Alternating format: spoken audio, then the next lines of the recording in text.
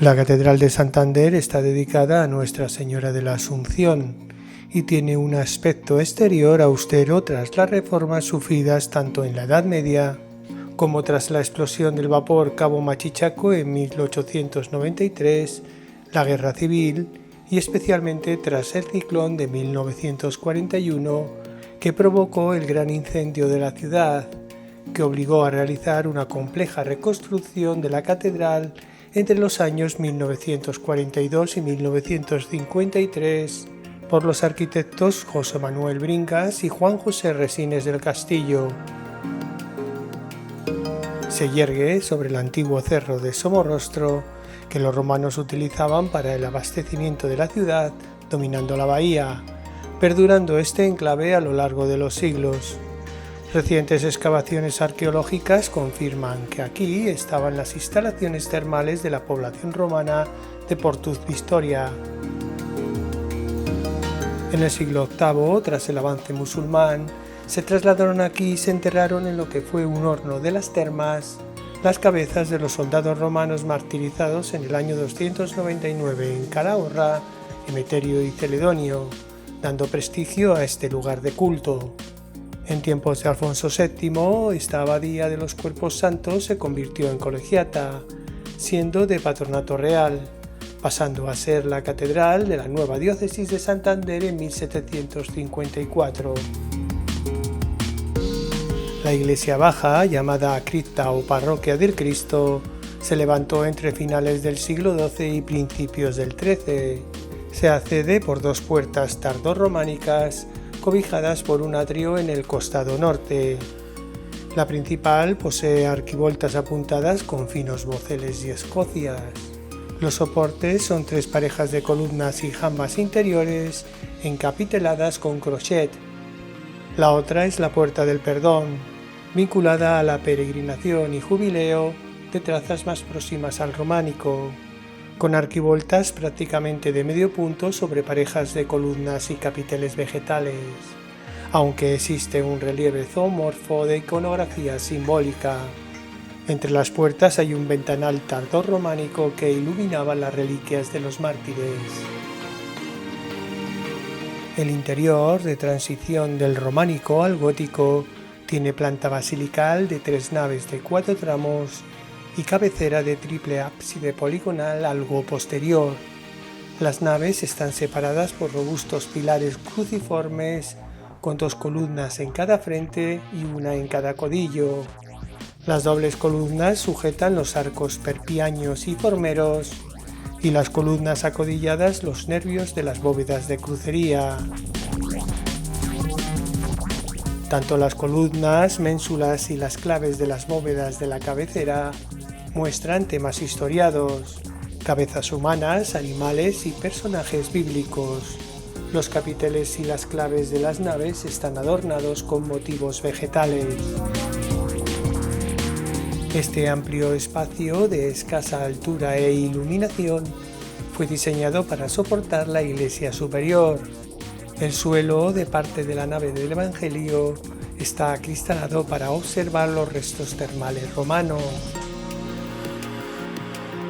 Desde el avance del protestantismo en 1533 se desenterraron las cabezas de los 2 mártires para culto, colocándose en relicarios de plata que se sacaban en procesión durante las fiestas hasta el altar de la iglesia superior.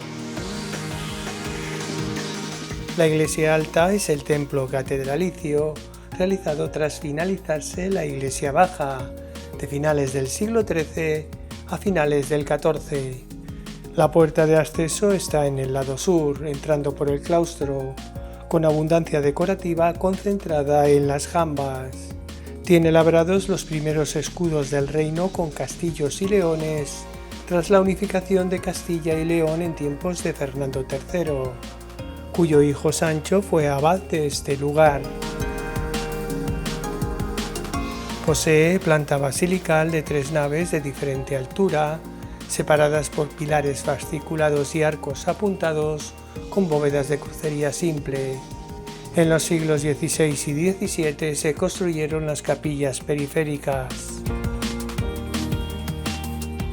No tiene triforio por el sencillo alzado de 2 niveles, el primero de arcos formeros que separan las naves, y el segundo el claristorio con vanos apuntados sencillos, al que en su restauración tras el gran incendio se incorporaron capiteles. También se sustituyó la cabecera de José de Cereceda del siglo XVIII de importantes elementos barrocos por otra nueva construcción con crucero, cimborrio, ábside y girola, duplicando así la capacidad del edificio original.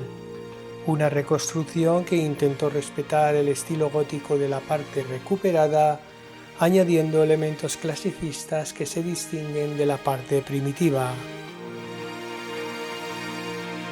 Su decoración se limita a ménsulas, capiteles, claves y algún friso de carácter vegetal o historiado, algunas réplicas de los calcinados y otras con nuevos temas.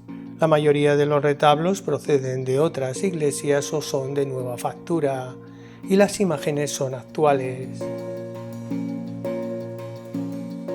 La primera capilla de la nave de la epístola fue levantada por Fernando Herrera Calderón en 1624, la contigua por don Juan de Alvarado hacia 1604 con la advocación de la Virgen Aparecida, y la tercera por Sebastián de la Puebla en 1622, dedicada a la Virgen del Carmen.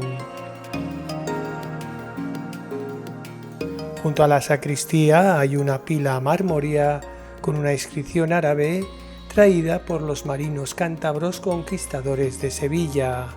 Sobre ella una tribuna decorada con un fresco de José Cataluña sobre la construcción de la vieja iglesia por el rey Fernando III el Santo. El altar exento de la nueva capilla mayor posee un relicario con una antigua inscripción medieval justificando el nombre de la vieja colegiata de los Cuerpos Santos.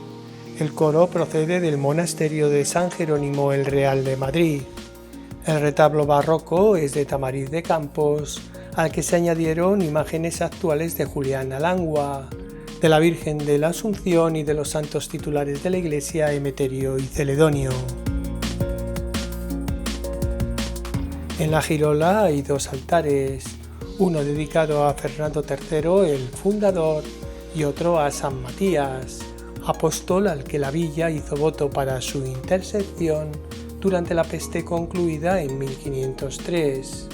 Estatuas de piedra de Villalobos de los 4 evangelistas rodean el exterior del cimborrio.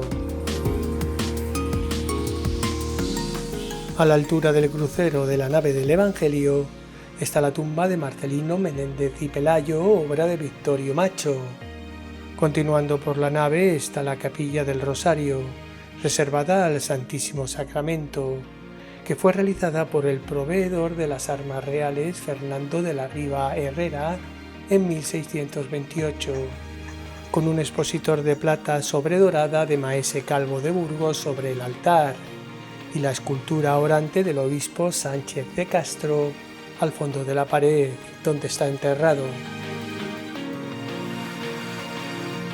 Las siguientes capillas ocupaban el espacio de los antiguos palacios abaciales y a los pies de la iglesia está la capilla penitencial, anteriormente de San Matías. En la nave central hay una vieja pila bautismal procedente de Colsa en el valle de Cabuérniga, y cerca de la puerta la última capilla, fundada por Antonio de Azoños Escobedo en 1671, con un altar barroco que cobija una copia de la Visitación de Rafael. Los vitrales de los ventanales son contemporáneos, dedicados a advocaciones relacionadas con la historia del templo. Tras finalizar la iglesia alta se construyó el claustro gótico, sobrio y funcional de planta trapezoidal, en el lugar que ocupaba el barrio alto medieval del cementerio, donde estaba el cementerio de la ciudad, y que a principios del siglo XIV ordenó derruir el abad Nuño Pérez de Monroy, canciller de la Reina María. Se inició su construcción por la nave norte de la puerta de la iglesia y se terminó con la nave sur, que hace un centenar de años todavía se asomaba al mar. Sus pandas se cierran a la parte del jardín por galerías arqueadas y con esbeltos parteluces, con arcos apuntados que se apoyan sobre columnas de fustes de sección octogonal, estando envuelto externamente cada grupo de 4 arcos por un robusto arco escarzano. Entre los grupos de arcos y columnas hay grandes contrafuertes que soportan los nervios cruceros de las bóvedas de crucería de las galerías. Las naves estaban jalonadas de capillas, como la de San Pedro en el extremo sureste, lugar donde se celebraban los concejos de la villa, y en poniente la de Santiago, construida por la familia de armadores reales de los Escalante en el siglo XIV, donde se abría también a comienzos de este siglo la puerta del Hospital de Sancti Spiritus y se accedía a la iglesia para peregrinos de Santiago. En el claustro se conservan muchos bultos sepulcrales de abades y caballeros procedentes de estas 2 iglesias y de otras de la ciudad, junto a claves y capiteles tallados recuperados durante la reconstrucción tras el gran incendio.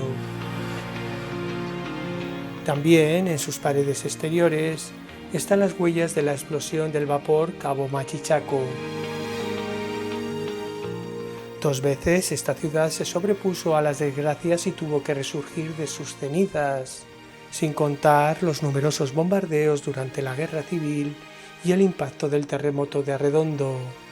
Hoy es una bellísima ciudad que silencia los peores momentos y catástrofes de su historia.